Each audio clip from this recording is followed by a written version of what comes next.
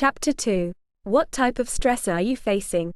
The first step in managing your stress is to understand what type of stressor you're facing. There are many different types of stressor, including developmental transitions, major life events, chronic stressor, daily hassles, trauma, and fallout from negative childhood experiences. You may be facing stress in an important area of your life, such as work, family, parenting, or health. In this chapter, you'll learn about these different types of stressor, the specific challenges they involve, and what research says about their effects. This chapter will help you know why a situation is stressful to you and whether others find it stressful as well. There are also exercises to help you assess your stressor. Comparing your totals at the end of the chapter to determine your primary causes of stress will help you decide which of the strategies we'll discuss later may be most helpful to you. Developmental transitions. Developmental transitions are changes at particular stages of your life that require you to adapt to new circumstances. Going to college, buying a house, starting a new job or program of study, getting married, having a baby, and retiring are all developmental transitions. Often bittersweet, these transitions can bring stress and anxiety as well as a sense of meaning or accomplishment. Take a moment now to assess what developmental transitions you may be facing. Practice. Assessing your developmental transitions. Place a check mark next to all the events that you experienced in the past year that were at least moderately stressful. Moving house or buying a house. Pregnancy or having a baby. Adopting a child. Kids leaving home. Starting a new position or getting a promotion. First year of college, starting graduate study, or transferring schools. Getting engaged or married. Retiring. Graduating from college. Other life transition. Describe. Total. Although most people adapt to developmental transitions without major upheaval and become comfortable with the new normal within a few months, some have a harder time. Your genetic makeup may make you less adaptable to change or more prone to anxiety. In addition, factors such as the following can all affect the amount of stress you feel: whether you chose the situation, the other stresses you're facing at the same time, the resources and support available to you, unexpected problems or barriers, how meaningful the situation is. A recent high school graduate, Jan, was going to her dream school in New York City. She had known she wanted to major in international business and done a lot of research to find the right school. She had liked her roommate right away, was getting good grades, and had found a part-time job that left her with enough money to explore museums and trendy neighborhoods on the weekends. Although she missed her old friends, she felt fulfilled and excited by her new life. Wendy was also just starting college. She had gotten into a big state school in the Midwest, which was her fifth choice, and she was taking science and math courses in hopes of getting into medical school. Her classes were much more difficult than she had expected, and she was beginning to question her chosen career direction. Wendy came from a small town, and she found the campus big and impersonal. She was shy and felt as if she didn't fit in. As a result, she was gloomy and really missed her family and friends back home. She was also struggling financially. This wasn't at all what she had expected, and by mid-semester, she felt unhappy enough to make an appointment at the campus counseling center. Why was the transition to college so easy for Jan and so tough for Wendy? Several things made the difference. Degree of choice. Jan got her first choice of college, whereas circumstances dictated which college Wendy would attend. Adaptability. Jan felt comfortable in a big, new city, whereas Wendy struggled to adapt. Missing old roles or relationships. Jan wasn't homesick, whereas Wendy missed the familiarity and comfort of home. Match of abilities to challenges. Jan's academic abilities matched the demands of college, whereas Wendy's didn't. Social support. Jan quickly bonded with her roommate, whereas Wendy felt isolated. Meaning and fulfillment. Jan felt fulfilled by her chosen direction, whereas Wendy was unsure whether Premd was right for her. Resources. Jan had enough money to do some fun activities that relieved her stress, whereas Wendy faced financial difficulty. Compared to Jan's, Wendy's transition to college was less controllable and less meaningful and fulfilling. The new demands exceeded her skill level both socially and academically, and she felt lonely without friends and family to comfort her. Financial problems added to her stress. Wendy's brain labeled the new academic, social, and financial demands and career uncertainty as threats. Her amygdala generated the fight, flight, or freeze response that you read about in the last chapter and hijacked her brain into a chronic stress mode that prevented her from enjoying her new life. Jan, on the other hand, didn't experience this amygdala hijack, or, if she did, her prefrontal cortex was able to quickly step in and calm her down or remind her of the positive aspects of the situation. Are you like Jan, or are you more like Wendy? If you're like Wendy, you may be tempted to criticize yourself for not adjusting to new situations as well as Jan, especially if someone in your life keeps comparing you to a person like Jan.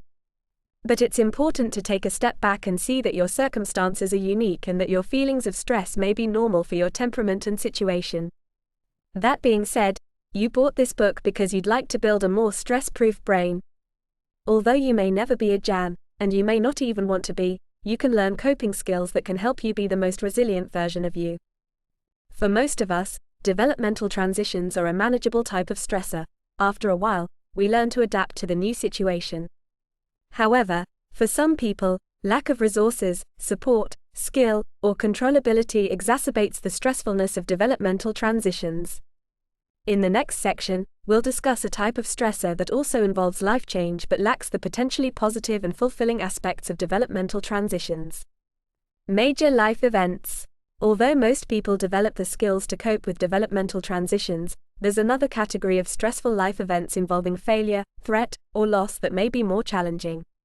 These major life events include job loss, divorce, serious illness, and infertility, as well as a loved one's addiction, affair, illness, or death. Major life events generally cause upheaval, stir up anger, fear, or sadness, and require you to devote time and money to coping with them. Major life events often involve a loss of something tangible, such as money, property, status, position, or opportunity. In addition, your relationships, your routines, or your health may suffer. On a more abstract level, you may lose a sense of certainty about the future, a cherished goal or dream, feelings of safety and security, confidence in yourself, or confidence in others. You may have to deal with the shock of hearing bad news, anxious anticipation of what's going to happen next, unpleasant medical treatments or legal proceedings, or difficult lifestyle changes. The number of major life events you've recently experienced can affect your resistance to disease, making you vulnerable to colds and flu. Major life events affect your mental health as well. The more major life events you're exposed to, the more likely it is that you'll be diagnosed with depression or an anxiety disorder. Major life events may also make you more reactive to everyday stresses. A stressor such as unemployment, divorce, or the death of a loved one may sensitize your amygdala, making you more reactive to everyday hassles such as traffic and a messy house. That being said, many people are able to cope with major life events without experiencing long-term negative effects. In the next section, we'll discuss particular types of major life events such as job losses and relationship breakup. These events may seem to represent failure or obstacles to progress in an important life role. They may create fear and uncertainty, or they may challenge you to let go of certain dreams and change your path. The more unresolved and/or recent the events, the more stress they produce. Take a moment now to assess how many major life events you've experienced. Practice assessing your major life events. Place a check mark next to all the events that don't feel completely resolved for you. Put a double check if they occurred during the past year. The death of a loved one or pet. An unwanted pregnancy or abortion. Infertility, miscarriage, or stillbirth. You or your partner, getting fired from a job or experiencing unemployment. Academic failure, being turned down for a promotion, position, or program. You or a family member, being diagnosed with a serious or chronic health problem. Your partner having a physical or emotional affair. The breakup of a romantic relationship. A falling out with a coworker, supervisor, or close friend. An elderly family member needing care. Serious financial or legal problems. A car or bicycle accident. Relocation. Other major life event. Describe. Total. Next, you'll learn about specific types of major life events and typical reactions to them. Of course, your specific life circumstances, your personal qualities, temperament, and financial resources, and your level of social support will affect how stressful these events are for you. Unemployment or job loss. The worker role is an important aspect of identity and status in our society, and losing your job or not being able to find a job can harm your sense of identity and self-worth. In addition, the resultant financial struggles can keep triggering your amygdala, creating a prolonged fight, flight, or freeze response. The financial and psychological impact of unemployment affects the whole family. Relationship stress is common when one partner is unemployed. Uncertainty, ongoing financial difficulties, and the need to support a stressed out or depressed partner can create chronic stress for the other partner as well. Today, more than 20% of Americans laid off in the past 5 years are still unemployed, creating financial and psychological stress.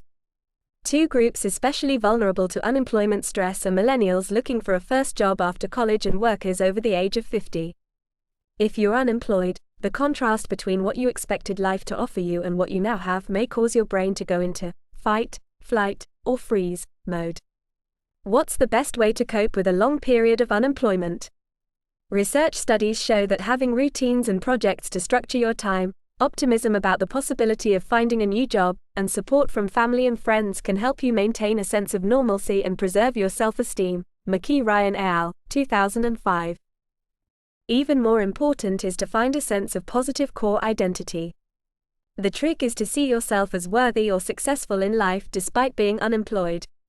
In other words, you find a sense of identity based on your core values or relationships, rather than on events that you can't control, such as finding a high-paying job. For example, you think of yourself as a good parent, a loving partner, friend, or family member, a person of good character, or someone who contributes positively to your community or makes a difference in the world. The strategies you'll learn in this book can help you find an enduring sense of self-worth so that you can better tolerate unemployment and other stressor. Relationship breakups. Many of my clients first come to therapy to prevent or cope with the breakup of a close relationship. Generally, the breakup was unwanted and plays into underlying feelings of low self-worth and insecure attachment. Becky's parents were part of the hippie generation who came out west to find peace and love. They ended up finding alcohol and drug addiction instead. Her parents split up when Becky was 4, and her mother dragged her from commune to commune, leaving her with strangers while she went out and partied. Becky grew up feeling unimportant and unwanted. When Becky came to see me for therapy, she had discovered that her boyfriend of 2 years wasn't ready for a commitment. She felt abandoned and rejected. Old childhood feelings of loss and low self-worth came flooding back. She found herself obsessing about her ex-boyfriend all the time and going over every aspect of the relationship in her mind, judging all the things she had done wrong. She didn't want to leave her apartment for fear she would bump into her ex. She felt tired a lot and had headaches, which got worse as she started drinking more. What was going on in Becky's brain? Her experience of neglect as a child had primed her brain to turn the acute stress of the breakup into chronic stress. Her amygdala and hippocampus created a mutually reinforcing cycle that exacerbated her ongoing stress response. As a result, Becky felt frozen, stuck in obsessive thinking about her ex and unable to look for new relationships or activities to replace the lost love. Human beings are wired to connect with other people. Our brains perceive loss of partnership and rejection as serious stressor. Chronic stressor are repeated or continuous stressor in important areas of your life. These areas typically include marriage, parenting, work, school, and family relationships. Chronic stressor are usually common but challenging and painful situations, such as being bullied at school or by your boss, having an unhappy marriage, dealing with an ill, addicted, or mentally ill family member, and having a chronic illness. Take a moment now to assess your chronic stressor. Practice assessing your chronic stressor. Place a checkmark next to all the stressor you experience on a regular basis. Fights with your partner, roommates, or neighbors. Financial stress. Too much debt. A partner, child, or parent with a mental or serious physical illness. A partner, child, or parent who abuses substances. Caring for a child, adult, or pet with serious illness or disability. A high level of stress or demands at your job. Academic or achievement difficulties. Loneliness. Difficulty fulfilling responsibilities because of time, money, or health issues. A lack of support or cooperation from others. Negative interactions with friends, family, or co-workers. A noisy, crowded, or uncomfortable living situation. Chronic pain, disease, or disability. Monotonous work or not feeling valued for your contributions. Excessive travel, for example, a long daily commute or weekly travel for work. Chronic dissatisfaction with your weight. An eating disorder. Dealing with a difficult ex-partner or blended family situation. Other chronic stressor. Describe. Total. Now we'll discuss several of these common chronic stressor. Caring for a family member with a disability or an illness. Taking care of a family member with a disability or serious illness is one of the most difficult types of chronic stress. Caregivers often feel frustrated and overwhelmed. They often can't take a break from providing care without having to find a replacement. Perhaps most stressful of all is being the caretaker of an Alzheimer's patient who can't connect with you in a meaningful way. Many studies show this chronically stressed population is susceptible to impaired immunity and inflammation. Seeing your role as meaningful or chosen can be a protective factor, however. For example, choosing to care for someone out of love for the person or because loyalty and compassion are important values for you can buffer you against feeling stressed. An unhappy marriage or relationship. Having a chronically unhappy marriage or primary relationship can also cause damaging chronic stress. In one study, Troxell et al., 2005, middle-aged women who reported being dissatisfied with their marriage on 2 separate occasions, about 11 years apart, were 3 times as likely to have the metabolic syndrome, a syndrome that includes high blood pressure, high blood sugar, excess fat around the waist, and high cholesterol, all of which are risk factors for chronic disease, as those who were dissatisfied on only one of those occasions or satisfied on both. Interestingly, those wives who were stressed on only one of the 2 occasions weren't at increased risk of the metabolic syndrome, indicating that chronic stress, rather than acute stress, was the defining factor. In other words, if you experience happy as well as unhappy times in your marriage, or if you repair and resolve your marital conflicts in a timely manner, this may help protect you from the damaging effects of stress. Work stress. Work can be a source of life satisfaction and self-esteem, but it can also be a source of great stress.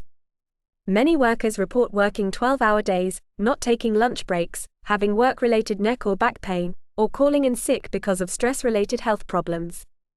The Whitehall 2 study, Marmot et al., 1991, a classic large-scale study of thousands of British civil servants, found that workers in lower job grades, with less status, education, and salary, had more job stress than workers in higher grades and were at greater risk for obesity, smoking, hypertension, and heart disease.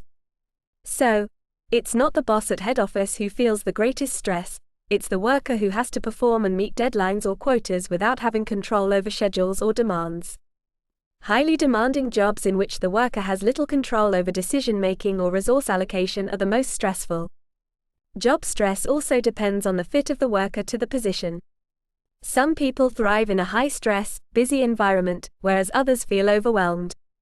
However, some situations are stressful for almost anybody, such as feeling as if your job is at risk or as if you can't trust your bosses and colleagues. The following practice will help you assess your job stress. Practice. How stressful is your job? The following items describe some of the most frequent types of job stress.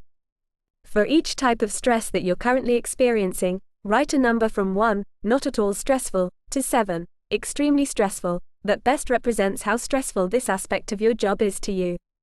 High demands for productivity, performance. Insufficient time, equipment, and/or people to do the job. Not enough authority or control over decisions. Difficult or demanding people. Having to be constantly on duty, without a break. A lack of meaning in your job or the company's mission. Work interfering with family life. Insufficient training or support to do your job. A hostile or unreasonable boss. A lack of appreciation or reward for your work. A lack of support from coworkers. Monotonous or boring work. Job insecurity. Not feeling fairly treated or compensated. Feeling burned out or exhausted. Pay particular attention to any items you gave a 6 or 7. These aspects of your job could be chronically stressing your body, and it may be time to evaluate your options. Depending on your circumstances, you might want to speak up, ask for more resources or training, develop a better attitude, delegate more tasks, let some things go, or look for a different job. Loneliness. Feeling lonely is stressful for your mind and body. Our ancestors lived in tribes and relied on others to hunt or gather food, raise their young, and fight off predators. Your brain is wired to connect with other people, and it interprets loneliness as a chronic stressor, triggering your fight, flight, or freeze response. You can be lonely even in a crowded room if you don't feel cared about or that your needs are important to others. Therefore, loneliness can be assessed in terms of social isolation or just by how lonely you feel. Both types of loneliness seem to damage your health, but feeling lonely may be even worse. A practice at the end of this section will help you assess your loneliness. Using tools from molecular biology, researchers have been studying the effects of loneliness on people's genes. They've found that genes that promote inflammation are more active in lonely people. In addition, genes that inhibit inflammation are less active in lonely people. This may explain why loneliness increases your risk for inflammatory conditions, such as asthma and autoimmune diseases. Some loneliness may be inevitable as we age. Friends die or move away, or family members are too busy juggling work and kids to visit or call. You may be more lonely at certain stages of your life, such as when you start college, after you graduate from college, when you have a new baby, after your kids leave home, or after you retire or lose your spouse. These days, many parents shape their lives around the kids' activities, with little time to deepen and invest in their own friendships, resulting in loneliness when their kids move away. But loneliness can also be a subjective feeling that isn't related to any particular life stage. The following exercise may help you decide whether loneliness is a stressor for you. Practice. How lonely are you? Place a check mark next to all the statements that are true for you. I don't have people to hang out with or do things with. When I need help, there's nobody to ask. I don't have close friends. I feel shut out or excluded. I don't feel part of a group or community. I don't have anyone to talk to. My relationships are superficial. I have a hard time making friends. I don't get invited anywhere. I feel alone most of the time. Most people rate half or fewer of such items as true. If you checked more than half the items, loneliness may be a chronic stressor for you. In this book, you'll learn strategies for coping with loneliness. However, prevention is better than cure. Having a few close, caring relationships with friends, family, or coworkers and being engaged in a community are good for your physical and mental health, especially when you experience major life stress. So it's important to stay in touch with old friends and family, stay connected to your neighbors or colleagues, and look for ways to be a caring, contributing member of your community.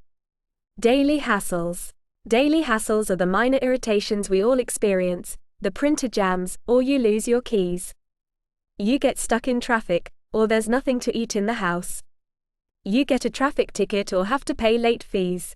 Your partner is grumpy, or your kids don't pick up their stuff. Your dog gets muddy or digs a hole in the yard. These annoyances can constantly trigger your stress response at low levels, adding up to a lot of frustration and interfering with your goals. Although some people recover quickly from these types of stressor, others become sensitized and have a stronger reaction. Take a moment now to assess your daily hassles. Practice. Assessing your daily hassles. Place a check mark next to the hassles you experience on a regular basis.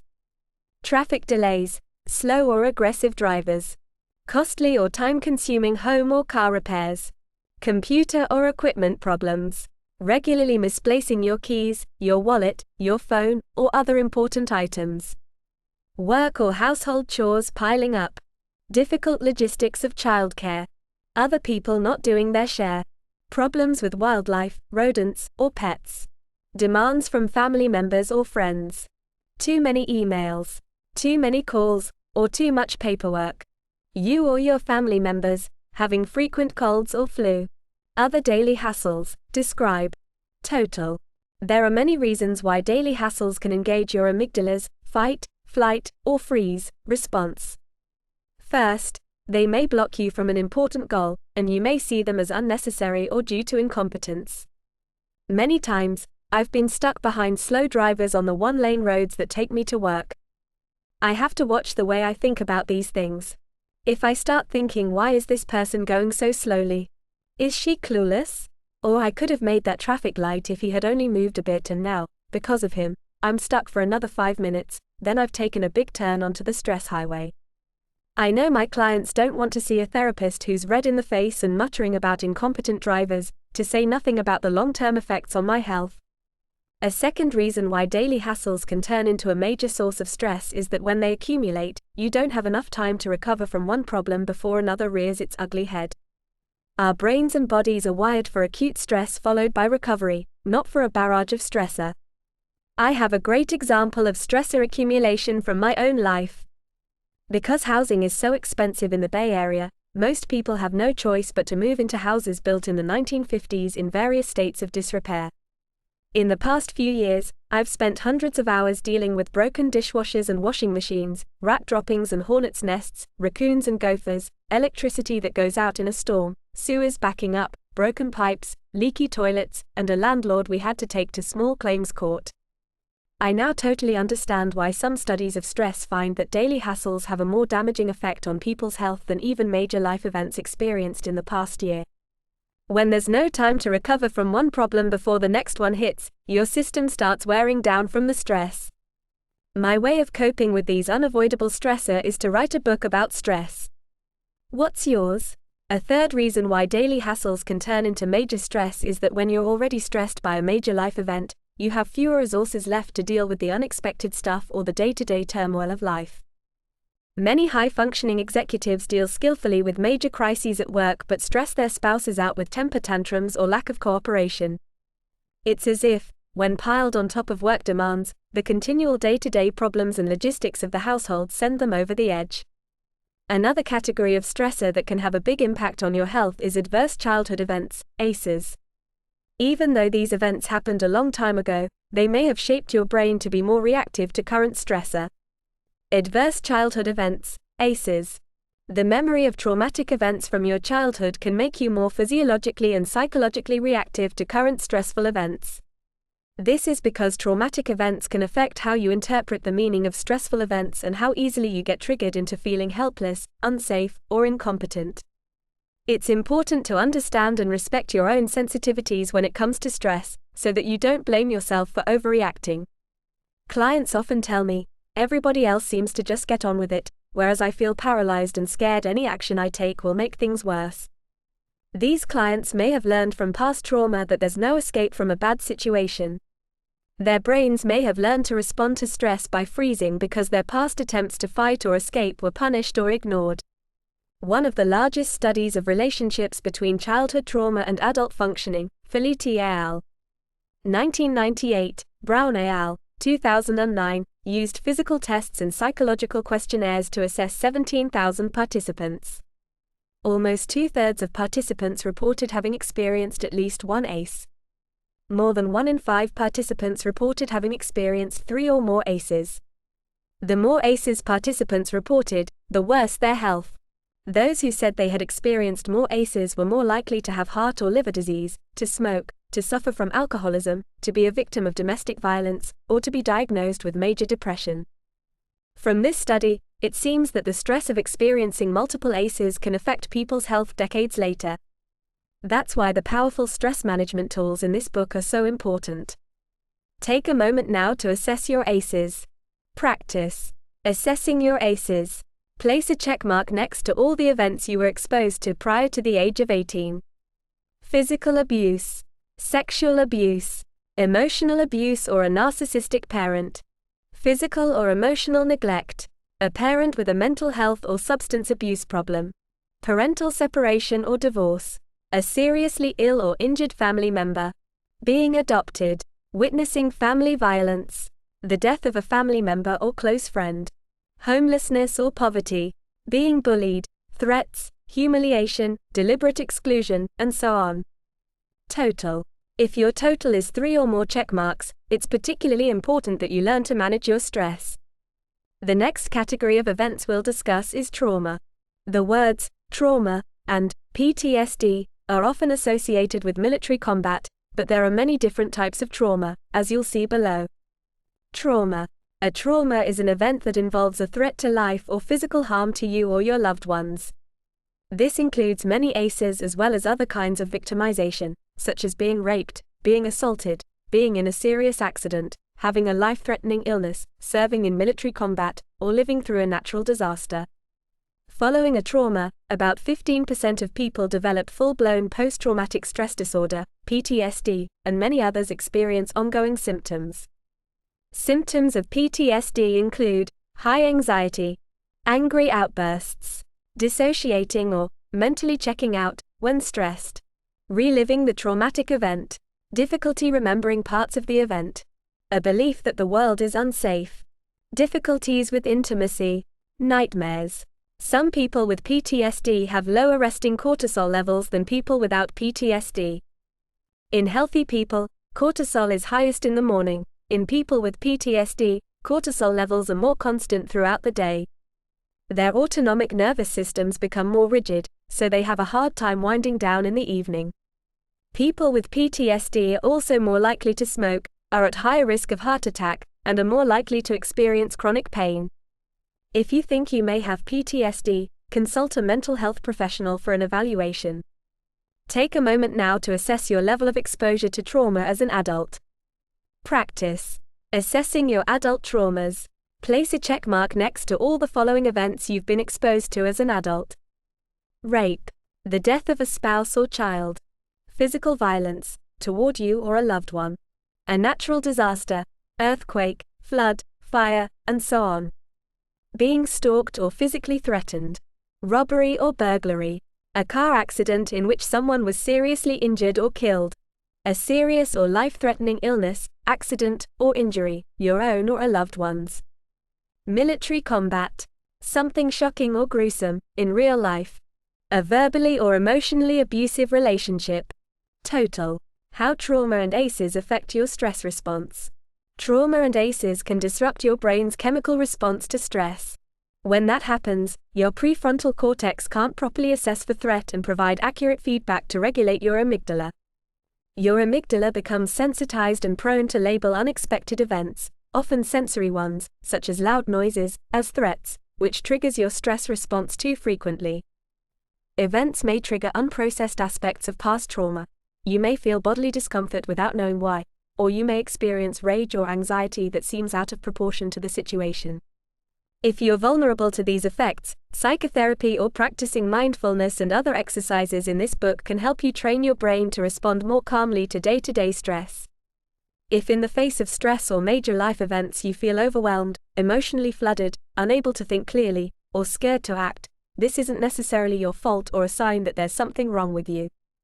It's likely that your brain's stress response has been affected by trauma or multiple ACEs. You have to keep reminding yourself that it's not your fault. And you can train your brain to become more resilient to stress. This book will help you have a healthier, more organized response to stress. You'll learn that your brain's automatic evaluation of threat may not be accurate, that just because you feel overwhelmed or frozen doesn't mean that you can't learn to calm down and manage the situation effectively.